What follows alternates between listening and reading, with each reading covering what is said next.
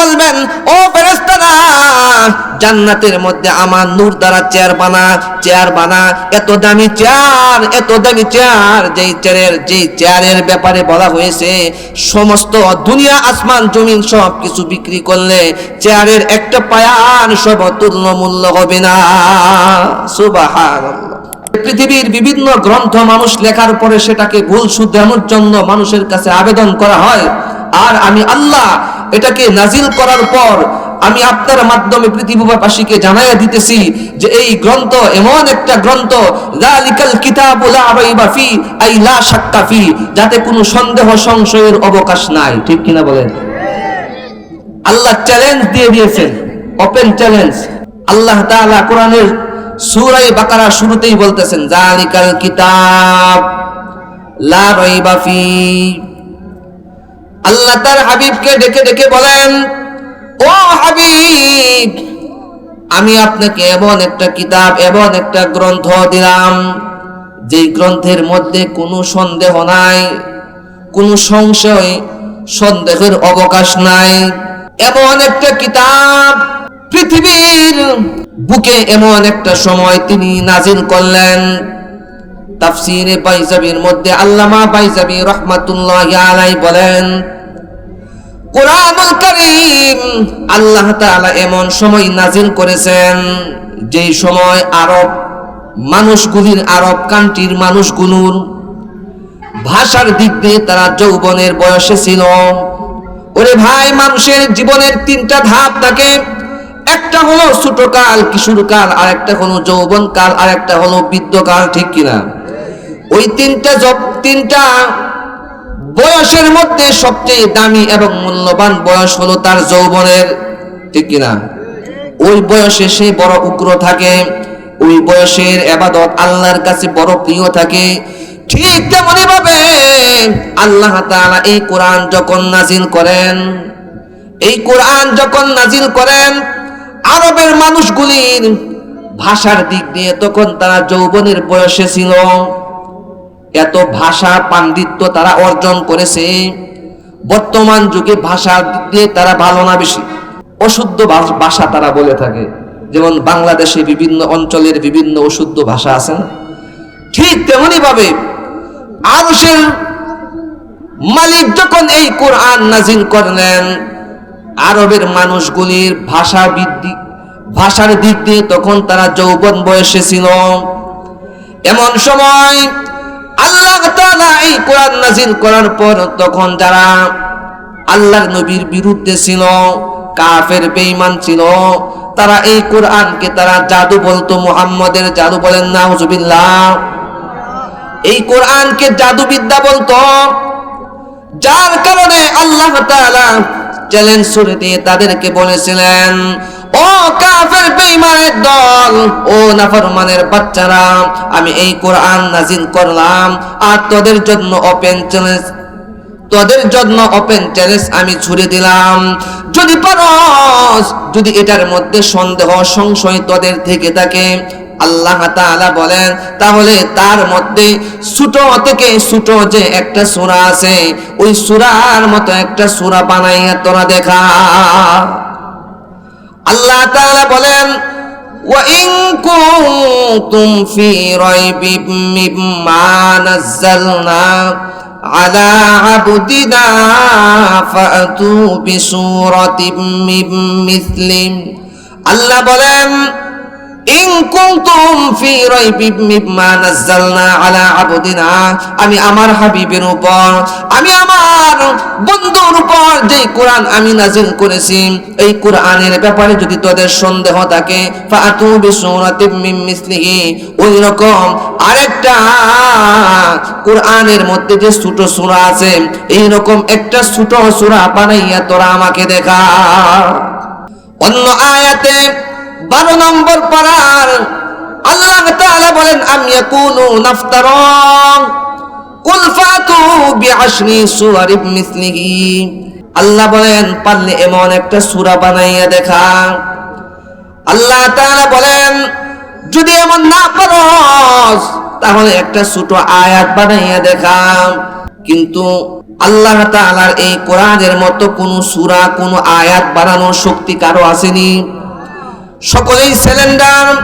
আল্লাহ তাআলা এই কথাটাও তিনি কোরআনের মধ্যে জানাইয়া দিলেন, ফাইল্লাম তাফআলু ওয়ালান তাফআলু ফাইল্লাম তাফআলু ওয়ালান তাফআলু, তারা পারছে না, পারে নাই, এবং কিয়ামত পর্যন্ত হাজারো চেষ্টা করেও পারবে না, হাজারো চেষ্টা করেও তারা পারবে না। সর্বশেষ তারা বলে দিয়েছে লাইসা হাযা মিন কালামিল বাশার, এটা কোন সাধারণ মানুষের কথা না, এটা কোন সাধারণ ব্যক্তির কথা না, এটা এমন একজন ব্যক্তির, এমন একজন জাত, এমন একজন সত্তার কথা, যিনি আসমান জমিন, সপ্ত আসমান সপ্ত জমিন, যিনি জান্নাত জাহান্নাম লৌহ কুরসি সব কিছুর যিনি মালিক, ওই মালিকের জবানের কথা কোন এটা, ঠিক কিনা? এজন্য ভাই এই কোরআন বড় দামি, যেই কোরআনের কোনো মেসাল হতে পারে না, কোনো তুলনা হতে পারে না। যেই কোরআন আল্লাহ তাআলা তিনি আমাদের উপর নাজিল করেছেন, ওই কোরআন আল্লাহ আসমানের উপর নাজিল করতে চেয়েছিলেন, জমিনের উপর নাজিল করতে চেয়েছিলেন, পাহাড়ের উপর নাজিল করতে চেয়েছিলেন। সবাই বলে না না ও মালিক, এর সম্মান আর ইজ্জত আমরা রক্ষা করতে পারবো না, রক্ষা করতে পারবো না, অবশেষে বেয়াদবির কারণে আমরা ধ্বংস হয়ে যাব। আল্লাহ তাআলা বলেন ওয়াহামালাকাল ইনসান, ওয়াহামালাকাল ইনসান, এই কোরআনকে নাজিল করা হয়েছে মানুষের উপর, এই জন্য আমাদের এত দাম। সর্বশেষ উম্মত যারা, তারা এত দামি, এত দামি, জান্নাতে তারা ঢুকা পর্যন্ত আর কোন নবীর উম্মত যেতে পারবে না, ঠিক কিনা? আমাদের নবীর উম্মত, আমাদের মধ্য থেকে যদি যারা জান্নাতে যেতে পারি, আল্লাহ যাদেরকে কবুল করেন, তারা জান্নাতে ঢুকার আগ পর্যন্ত আর কোন নবীর উম্মত জান্নাতে যেতে পারবে না। এত বড় ফজিলত। এর কারণ কি? এর অন্যতম কারণগুলির মধ্য থেকে একটা কারণ হলো এই কোরআন আল্লাহ আমাদের উপর, এই নাখান্দা ছোট ছোট দুর্বল মানুষের উপর নাজিল করেছে। এই জন্য ভাই কোরআন বড় দামি জিনিস, কোরআনকে সম্মান করতে হবে। কোরআন রমজান মাসে নাজিল হয়েছে, এই জন্য রমজান মাস আল্লাহ তাআলার কাছে সবচেয়ে দামি। 12 মাসের মধ্যে সবচেয়ে দামি মাস, সবচেয়ে দামি মাস আর মর্যাদাশীল মাস হলো রমজান মাস। আল্লাহর নবী বলেছেন শাবানু শাহরি ওয়া রমাদান শাহরুল্লাহ, রমজান হলো আল্লাহর মাস। রমজান, রমজানের এত দাম, এত মূল্য, এত কদর কেন? কারণ রমজান মাসে আল্লাহ কোরআন নাজিল করেছেন, এই জন্য নুজুলে কোরআনের সাথে রমজানের সম্পর্ক, যার কারণে রমজান মাসের এত দাম।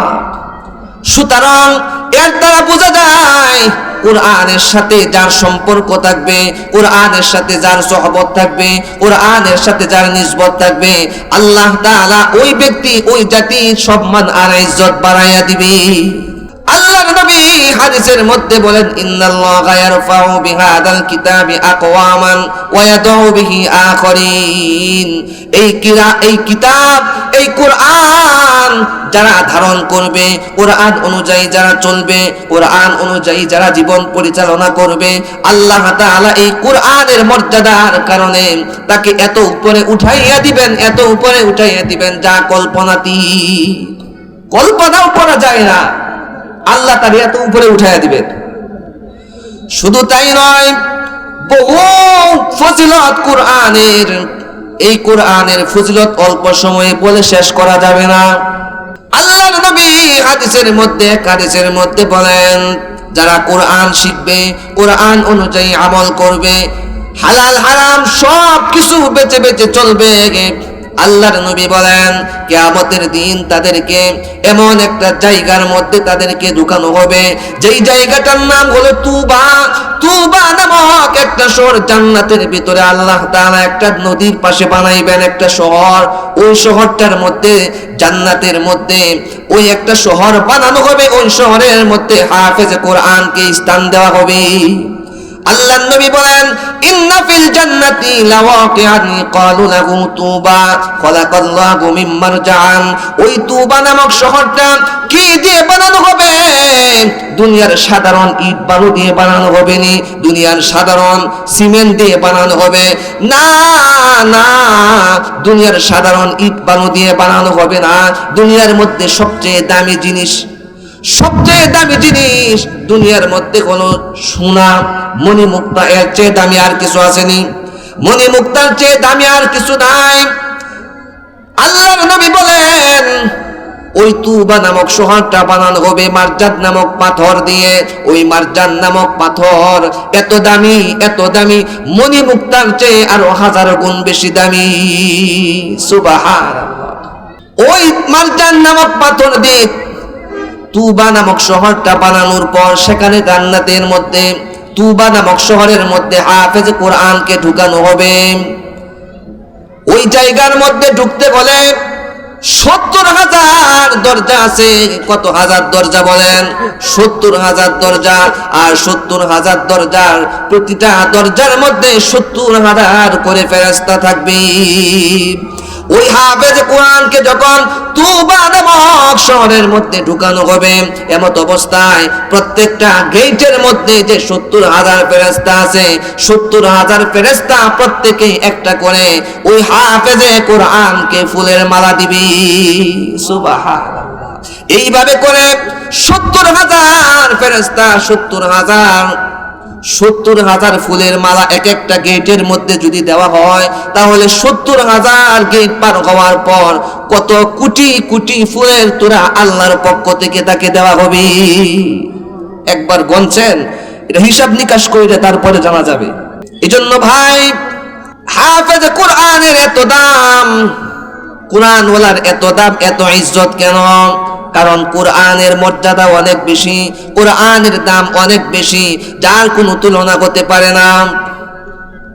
শুধু তাই নয়, আল্লাহর নবী বলেন কোরআন এমন একটা দৌলত, কোরআন এমন একটা দৌলত, আসমান জমিন, নবমণ্ডল ভূমণ্ডল, এত দুভয়ের মধ্যবর্তী যে মাখলুক আছে, সমস্ত সৃষ্টি আর মাখলুক থেকে আল্লাহ তাআলার কাছে এই কোরআন সবচেয়ে দামি। যার প্রমাণগুলো আল্লাহর নবী হাদিসের মধ্যে বলেন আল কোরআনু আহাব্বু ইলাল্লাহি মিনাস সামাওয়াতি ওয়াল আরদি ওয়া মান ফিহিন। এজন্য ভাই, যে ঘরের মধ্যে কোরআন তেলাওয়াত করা হয়, যেই ঘরের মধ্যে কোরআন তেলাওয়াত করা হয়, ওই ঘরে কেমন জানি আল্লাহর নবী নিজে তিনি ওয়াজ করে। আর যেই ঘরে কোরআন তেলাওয়াত করা হয়, ওই কোরআন তেলাওয়াত যারা শুনে তারা কেমন জানি আল্লাহর নবীর ওয়াজ শুনে। আর যারা কোরআন পড়বে তারা কেমন জানি আল্লাহ তাআলার সাথে সরাসরি কথা বলে। সুবহানাল্লাহ। এজন্য কবি বলেন तुमसा कोई हमदम कोई तुम साज नहीं है, तुमसा कोई हमदम कोई तुम साज नहीं है, बातें तो है हरदम मगर आवाज नहीं है। ओ পৃথিবীবাসী, আল্লাহর সাথে কথা বলতে চাও, আল্লাহর সাথে কথোপকথন করতে চাও, তাহলে কোরআন পড়ো। কোরআন পড়লে তোমার আল্লাহর সাথে সরাসরি কথা হয়ে যাবে। সুবহানাল্লাহ। এজন্য ভাই, কোরআন যারা পড়বে, কোরআন যারা পড়াইবে তারা সবচেয়ে দামি। আল্লাহর নবী আবু হুরায়রাকে বলেন, ইয়া আবা হুরায়রা তাআল্লিমিল কুরআনা ওয়া আল্লিমহুন নাস। কোরআন শিক্ষা করো এবং মানুষকে কোরআন শিক্ষা দাও। ওয়ালা তাজালু কাযালিকা হাত্তা ইয়াতিয়াকাল মাউতু ফাইন আতাকাল মাউতু ওয়া আনতা কাযালিকা। আল্লাহর নবী বলেন, ও আবু হুরায়রা, কোরআন শিখো, কোরআন শিখো, আর কোরআন মানুষকে পড়াইতে থাকো। কতক্ষণ পড়াইবা, কতক্ষণ পড়াইবা?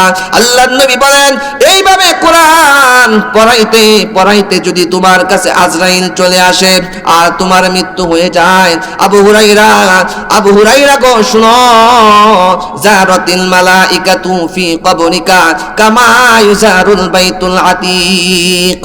আল্লাহর নবী বলেন, ও আবু হুরাইরা, দুনিয়ার মধ্যে যে আমার একটা ঘর আছে, সর্বপ্রথম ঘর যে বাইতুল্লাহ, ওই বাইতুল্লাহর মধ্যে তওয়াফ করার জন্য পৃথিবীর বিভিন্ন কোণা থেকে, বিভিন্ন প্রান্ত থেকে, প্রত্যন্ত অঞ্চল থেকে লক্ষ লক্ষ টাকা খরচ করে সেখানে গিয়ে তওয়াফ করে। ও আবু হুরাইরা শুনো, তুমি যদি এইভাবে কোরআন পড়তে পড়তে আর শিখাইতে শিখাইতে তোমার মৃত্যু হয়ে যায়, বাইতুল্লাহ তওয়াফ করার জন্য যেমন মানুষ পাগল পারা হইয়া সেখানে চলে যায় লক্ষ লক্ষ টাকা খরচ করে, আসমানের ফেরেশতা তোমার কবর জিয়ারত করার জন্য দলে দলে চলে যাবে। সুবহানাল্লাহ। এজন্য ভাই, কোরআন তেলাওয়াত করতে হবে, কোরআন পড়তে হবে, কোরআন শিখতে হবে, কোরআন শিখাইতে হবে। যেই কোরআন দুনিয়াও চলবে, আখিরাতেও চলবে।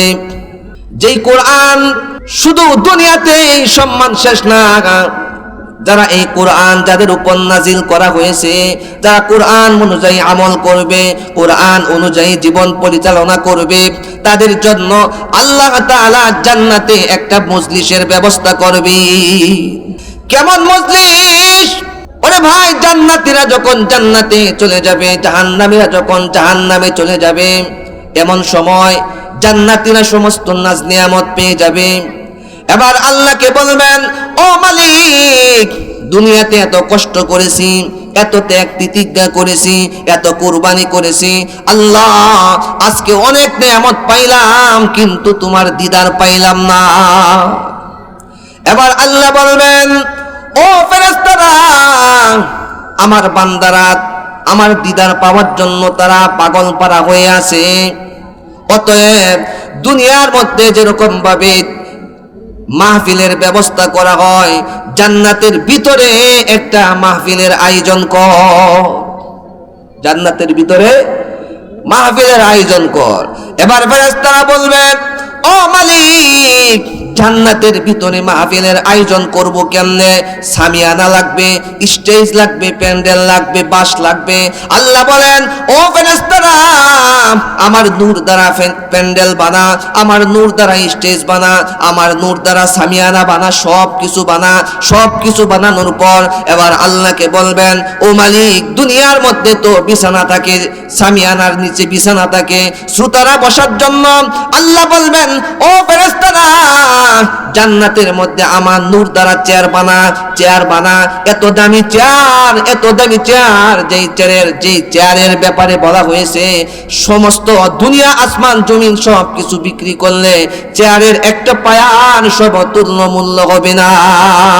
সুবহানাল্লাহ। এত দামি চেয়ার, সব কিছু হয়ে যাবে। ফেরেশতারা এবার বলবে, ও মালিক, দুনিয়ার মধ্যে তো বক্তা থাকে, প্রধান বক্তা, বিশেষ বক্তা, সভাপতি থাকে মাহফিলের। অতএব সভাপতি কে হবে, প্রধান বক্তা কে হবে, বিশেষ বক্তা কে হবে? আল্লাহ বলেন, ও ফেরেশতা, আমার দাউদ নবীকে বিশেষ বক্তা বানাইয়া দে, আর আমার হাবিবকে প্রধান বক্তা বানাইয়া দি। আল্লাহু আকবার। আমার হাবিবকে প্রধান বক্তা বানাইয়া দে। ফেরেশতারা আবার প্রশ্ন করবেন, ও মালিক, সভাপতি কাকে বানাইব? সভাপতি তো লাগে সবার। এবার আল্লাহ বলেন, ফেরেশতারা রে, সভাপতি আমি স্বয়ং আল্লাহরে বানা। আল্লাহু আকবার। এবার আল্লাহ বলবেন, ও ফেরেশতারা, সভাপতি আমারে বানাইয়া দে, আমার হাবিবকে প্রধান বক্তা বানা, আমার দাউদ নবীকে বিশেষ বক্তা বানাইয়া দে। এবার সবাই উপস্থিত হয়ে যাবে, প্রথম সারির মধ্যে বসে যাইবে নবীরা, আমাদের নবী আল্লাহ তাআলার সামনে এবং আমাদের নবীর পাশ দিয়ে অন্যান্য নবীরা বসবেন। এরপর দ্বিতীয় কাতারের মধ্যে যারা বসবেন তারা আর কেউ না, তারা হলো শেষ নবীর উম্মত, যাদের উপর কোরআন নাজিল করেছেন। তারা আল্লাহ নবীর পিছনের সারিতে বসবে। সুবহানাল্লাহ। ওরে ভাই, এটা কোনো চারটেখানি কথা না। দুনিয়ার সাধারণ কোনো মজলিস যেখানে প্রাইম মিনিস্টার বা প্রধানমন্ত্রী আসে, ওই জায়গার মধ্যে আগে আগে একটা চেয়ার পাওয়ার জন্য অথবা পিছনে একটা ছোটখাটো চেয়ার পাওয়ার জন্য কত আশা আমাদের মনে থাকে, ঠিক কিনা? আর ওই জান্নাতের মধ্যে যিনি সমস্ত মালিকদের, দুনিয়ার সমস্ত বাদশাদের বাদশা, সমস্ত কিছুর যিনি মালিক, ওই মালিকের সামনে আমাদের হাবিব, আর আমাদের হাবিবের আশপাশে অন্যান্য নবীদের পাশে বসার জন্য আমাদের আগ্রহ আসেনি? আগ্রহ যদি থেকে থাকে তাহলে কোরআনকে মহব্বত করতে হবে, কোরআনকে ভালোবাসতে হবে। বাইরে আমার এবার সব কিছু প্রস্তুত। এবার ফেরেশতারা বলবেন, ও মালিক, সবাই তো চলে এসেছে, আল্লাহ তাআলা এখনো আসেন না। আল্লাহ তাআলা আসার পূর্বে আরশে আজিমের নিচ দিয়ে একটা এমন সুঘ্রাণ প্রবাহিত হবে। সুঘ্রাণ প্রবাহিত হওয়ার পর আল্লাহ তাআলা বান্দাদের সামনে চলে আসবে। চলে আসার পর যখন আসবে তখন আল্লাহ তাআলা বান্দাদেরকে সালাম দিবে। যেই সালামের কথা আল্লাহ তাআলা কোরআনে কারীমের মধ্যে 23 নম্বর পারার মধ্যে তিনি বলেন, তাহিয়াতুহুম ইয়াউমা ইয়ালকাউনাহু সালাম।